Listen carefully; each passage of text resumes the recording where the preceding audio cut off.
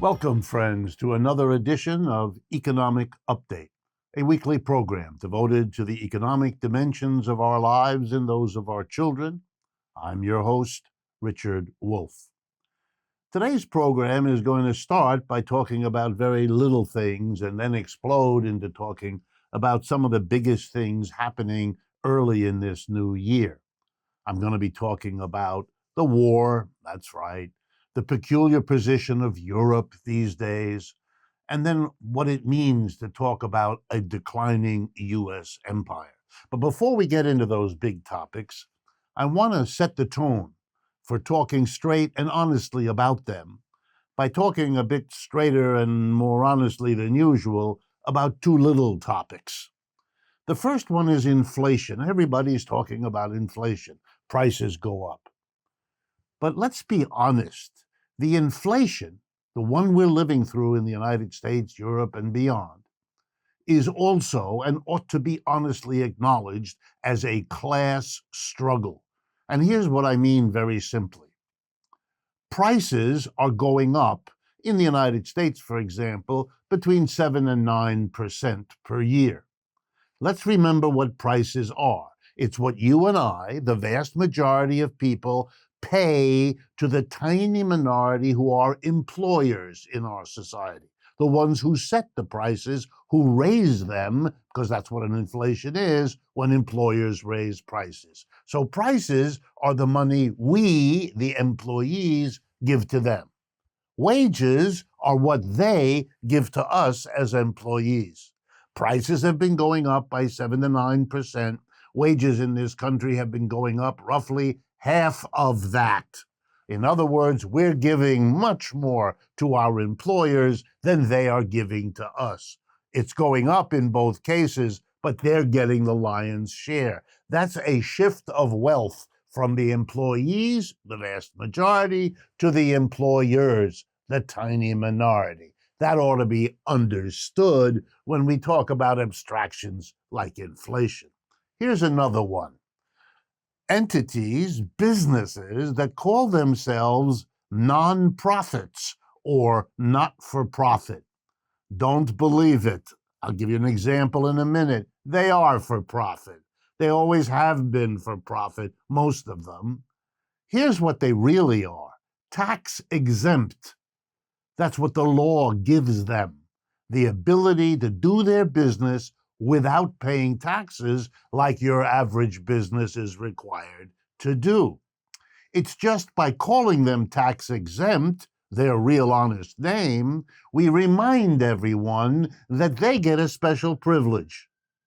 And so they long ago decided to market themselves with a new name, not for profit. That sounds like they're doing us a favor. They're not for profit. But of course, that's not the truth. And here's the best example I know. Yale University, where I was a student, where I graduated, and where I taught for a while. I know the institution real well. It is tax exempt. It doesn't pay tax to the federal government, it doesn't pay tax to the state of Connecticut, and it doesn't pay tax to the city of New Haven, Connecticut, where it is mostly located. It's tax exempt, but it calls itself nonprofit. I have looked at the statistics for Yale for many years. For the vast majority, almost every one of those years, they were profitable as a university. What do I mean? They earned more money than their costs. Revenues were larger than costs. The difference, they made a profit. But they took the profit and put it into their savings account, their endowment, it's called. And they call that a cost. And then they announce to the public, we're not for profit. Don't be fooled. Not for profit is usually profitable. And the irony, the profit they get is in large part due to the taxes they don't pay. Now let's use that kind of honesty and directness on bigger topics. One is the war. Let's not pretend we're not involved in an enormous war in Europe, in the Ukraine, as we all know. I want to remind you all of the economics of war because it applies to this one. We used to call wars like this wars of the great powers. World War I, World War II were clashes of great powers. This one is too, but we're not willing to call it that, like not for profit rather than tax exempt. But I want to talk about what war is economically. First, wars have to be paid for. The United States has given over $100 billion to the war in Ukraine on the side of the Ukrainians. Okay, let's be clear. Resources are used to produce guns and planes and uniforms and everything else being given to Ukraine. Those resources, human beings working, raw materials, machinery, transportation, could have been used for other purposes. The cost of the war is resources not used to produce all kinds of things here in the United States for the people of the United States. Workers doing work that could have benefited the United States. Other kinds of production are curtailed because we use the resources to produce for a war. Even if you believe, wrongly, but if you believe that unemployed resources and unemployed people were brought into production to produce for the war, that's just a reminder that those unemployed people and unemployed resources could have been used to do all kinds of other things to deal with the problems of the United States.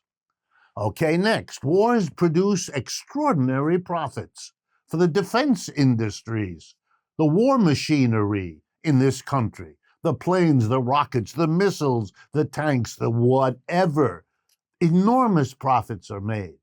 As energy prices have gone up, particularly in Europe, huge extra profits were earned by energy companies. The Europeans did something typical. They taxed those energy companies. They said, your profits are windfall profits. You're profiting off a war. That's kind of obscene. So we're going to tax you to help pay some of the costs to us of this war. The United States could have done that, but with the courageous leadership of Mr. Biden, it did nothing of the sort.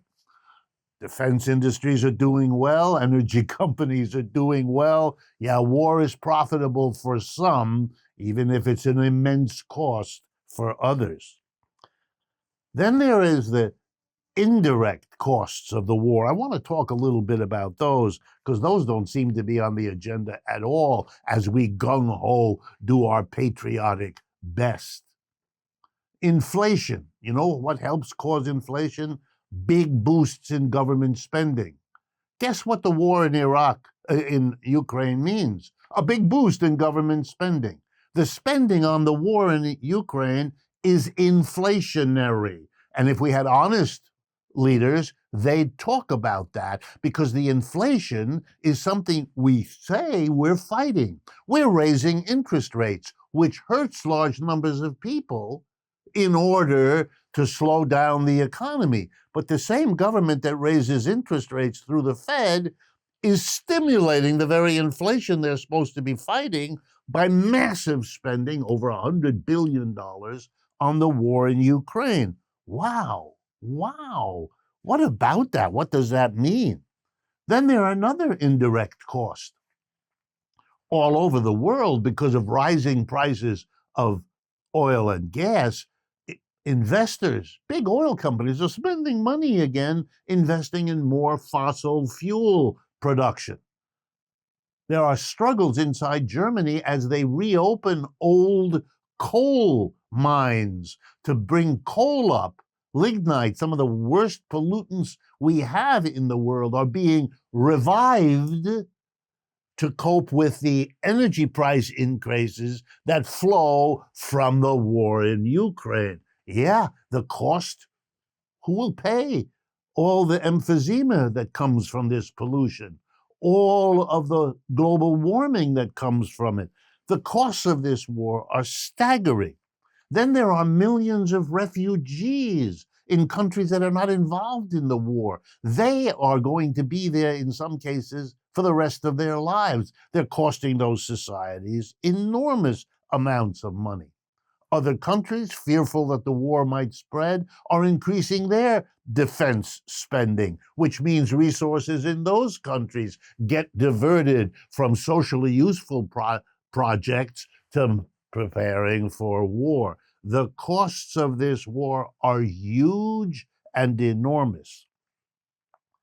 And I want to drive home an implication of this for all of you. And it's very, very important. These kinds of expenditures far exceed, when you add them all up, the immediate costs of war. And I'm not talking, of course, of the horrible destruction of the people and the economy of Ukraine itself. We might have avoided most of that had we come to a realization of the costs of war that I've just described, because those costs are much larger than the billions of dollars we could have offered to the people of Ukraine. Instead of a war, here is an amount of money that allows those of you that would like to move from one part of Ukraine to another, out of the Ukraine to Russia, if that's your desire. We could have rearranged things that would have advantaged millions of Ukrainians, besides not taking their lives and their economy from them, helping them. We would have saved a lot of money as well as lots of lives. We should have thought about that. When big powers clash, the destruction is enormous, like it was in World War I and like it was in World War II. We need to deal with these economic realities, and we haven't done so. And here's a last, far from least, but a last cost of war. Wars drive home a relationship that we should never forget. It's what Dwight D. Eisenhower, President Eisenhower here, warned us of in this famous speech he gave when he finished his presidency. He warned us against the following. If you have a huge military establishment, either because you fought a war like we did in World War II, led by then General Eisenhower, you run a risk, he said. And that risk is real here in the United States, he said. And the risk goes like this. Companies whose profit depends directly or indirectly on producing for war are going to give money to politicians who vote for expending money on those companies. They use their profits to put into office the politicians who could vote for the military expenditures that make them the profits. The profiteers fund the politicians, who fund the profits, who fund the politicians. Very cozy, leads to what Eisenhower called the military-industrial complex. It's alive and well and much bigger now than it was when President Eisenhower warned us about it. This should never have been allowed. Periodically, a war is necessary if you're going to tell people between the wars how important it is to keep up military spending, etc., just like we do. You could have a windfall profits tax on the defense industry, couldn't you? Just like in Europe, they're doing to the energy industry. If you're making a ton of profit off of the death and destruction of war these days in Ukraine, then we, the government, are going to tax your special profits. We're not going to allow you to profit off death and war and therefore keep it going. We're going to tax you and use it to help pay the costs, a small portion that I've just listed for you. We've come to the end of the first half of today's program. Please stay with us. We will be right back. Before we move on, I want to remind everyone that Economic Update is produced by Democracy at Work, a small donor-funded media organization celebrating 10 years of producing critical system analysis and visions of a more equitable and democratic world through a variety of media.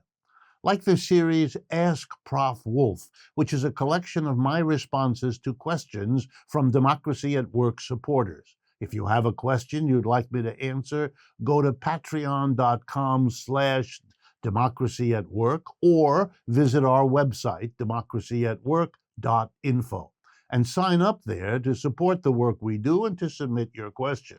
I try to get to as many as I can, and I thank you for getting involved. Please stay with us. We will be right back. Welcome back, friends, to the second half of today's economic update. In the first half, we talked straight, or I tried to, about great power conflicts. In this case, those between the collective West on the one hand, Russia, China, and so forth on the other, being fought out on the tragic soil of the Ukraine. Okay. I want to go on now and talk more about the global implications of all of this, trying again to focus on the realities I see and not on the verbiage used to make believe other things are going on. I want to talk, therefore, about two things. Number one, Europe, and number two, the United States, and what's happening in the broader global perspective. Europe is in a terrible, terrible situation. It is caught between the two emerging blocks of the world economy, the United States and its Western European allies, sort of on the one hand, and China, Russia, BRICS, and all of that on the other. The two blocks are both much richer than Europe, the United States, on the one hand, the richest country, China, the only competitively big and powerful economy in the world, competitive to the United States, and Europe, here we go, caught in between. Yes, I know Europe is currently allied with, although you could more honestly say subordinated to, the United States. But that's not as fixed and permanent a situation as all kinds of people might like to imagine it being. For example, the Europeans are disunited in a way that the states of the United States or the allies of China are not. They haven't been able to get together on many issues, even over the decades that they've been an EU, a unified Europe. Number one. Number two, they are paying the price of the war in Ukraine much more than anything going on for the United States on the one hand or for China on the other. Their energy prices are off the chart. And it means that they can't compete in the world economy because, unlike enterprises in the United States and China, they have to pay for energy 3-4 times the amount. And energy is a crucial component to every kind of manufacturing, and indeed to many productions of services as well. So they are being disadvantaged. And I'm not even talking about the disadvantage to their people who are facing a cold winter, who are facing budget-crushing costs for the basics of energy. Europe's inflation is greater than that of the United States, which in turn is much greater than that of China. These are realities that have deep and long-lasting effects. Growing voices in Europe are wondering, have we made the wrong link? Should we be going with China? Because it turns out many European countries depend on their exports to China. They don't want to get crushed in the struggle between the two big blocs, US and China. And they face the risk that the US and China might soften their conflict with one another at the expense of Europe. They certainly will be tempted to do that, and that's been done in the past more than a few times. Then there are voices in Europe that say, no, maybe our best plan is to play them off against each other, get a benefit from the United States, use it to get one out of China, and vice versa. But that's a very dangerous game because you can thereby provoke the two people you're playing off against each other to combine against you. And Europe would be a rich plum to divide between the two competing powers. And then there's the fact that the people of Europe are used to social democracy, to a big fat dose of socialism, state intervention. They don't want to give up the privileges. There's all kinds of struggles inside Europe between the capitalist owner elite on the one hand and the mass of people. And the mass of people have organized political expression, much stronger labor movement than either US or China has, etc., etc. So the conditions inside Europe are for struggle over what to do in their difficult in-between situation. And it's not clear who's going to win that internal struggle either. Europe may become the weakest link in the capitalist chain. Let me remind you, if you're not familiar with it, that when Lenin was asked to explain why the revolution happened in Russia in 1917 and not in more developed parts of the capitalist world, like the United States or Western Europe. And his answer was Russia was the weak link, the weakest link in the international capitalist chain. And that's what made it vulnerable. And that's why we could make a revolution there. Europe may become the weakest link in the capitalist chain, and it's something they are already thinking about. Let me turn next to the empire decline story. I want to remind everyone to keep that story in your mind as you try to think through the period of global turbulence that we are living in. Every old empire of which we have record declined. Greek, Roman, Dutch, Spanish, Ottoman, Egyptian, Chinese, Persian, they all declined.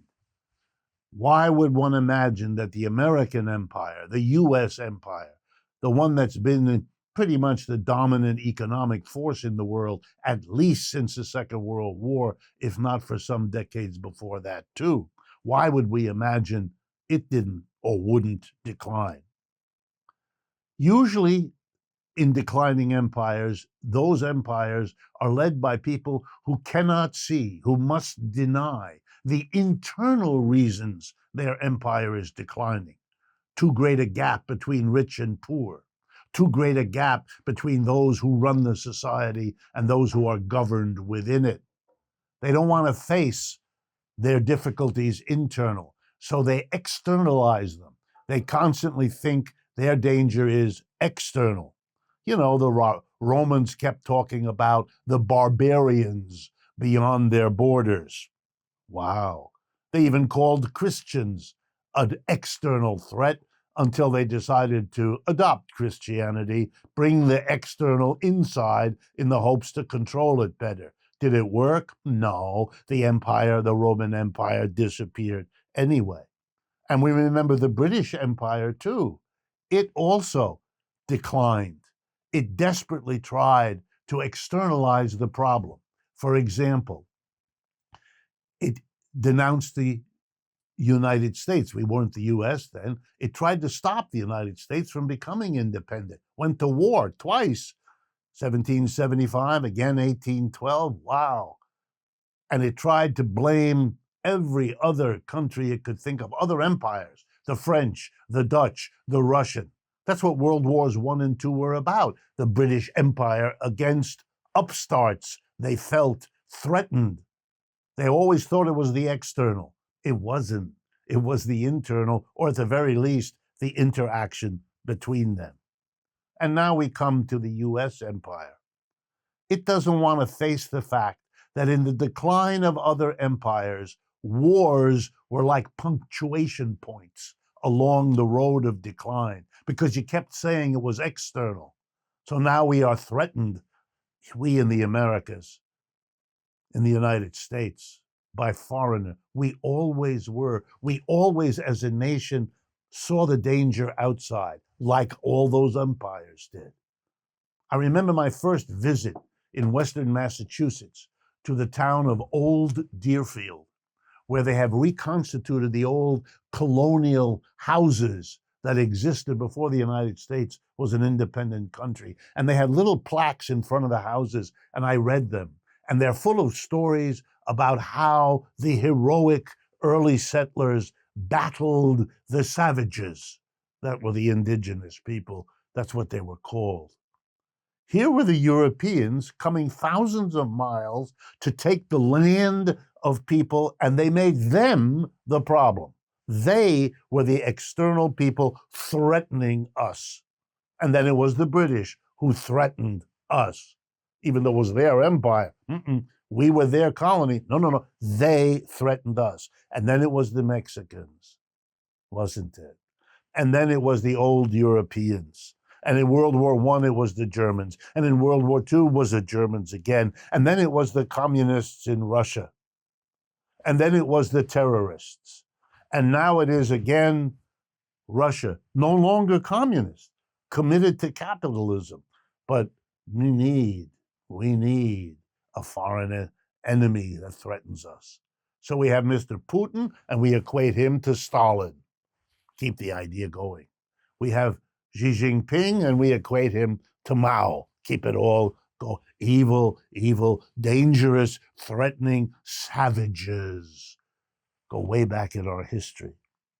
We ought to understand the war in Ukraine is part of the punctuation of a system with growing troubles. China is a real economic competitor. We haven't had that for this empire since this empire came into being. Soviet Union was a small economic unit, tiny compared to the United States. It was never a real competitor. Now we face one, and it is growing, and it is growing faster than we can. And that's been true for 30 years now. We are in a problem position. A unipolar world, US on top, is becoming a multipolar world, contesting empires. And not just the US and China, Europe, as I tried to suggest, trying to find some way to survive in this multipolar world. But that means that the US empire is in decline. We can dance and pretend all we want around it, try to keep up the denial. But if you remember that denial didn't work well for all those other empires, you might at least open the possibility that it's not working well for us either.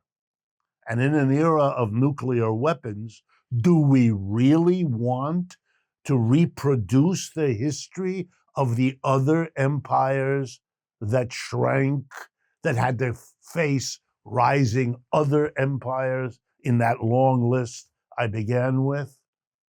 Or maybe we can learn something, a lesson. It took the British 2 wars to stop trying to reverse the growth of the United States. After the second loss in 1812, the British gave up.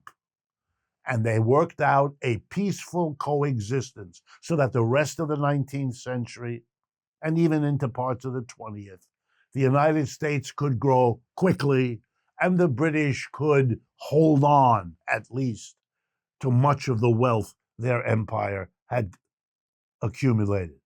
World War II, they lost it, but they kept it a long time by not having war with the new emerging empire. The lesson it took the British 2 wars to learn, maybe the United States can learn it without the wars. Ukraine makes me worry. Maybe the lesson hasn't been learned. Maybe the same denial and self-blindness that afflicted all those other empires is afflicting the one we have now.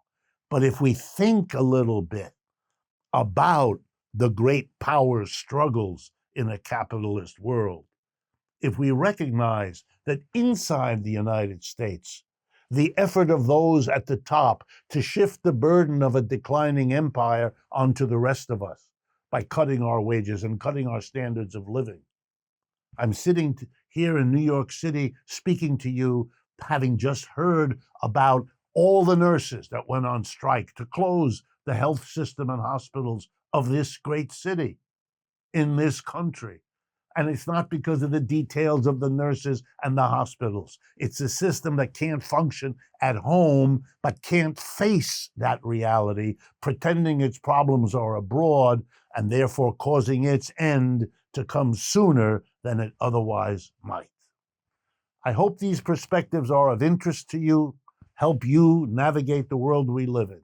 And as always, I look forward to speaking with you again next week.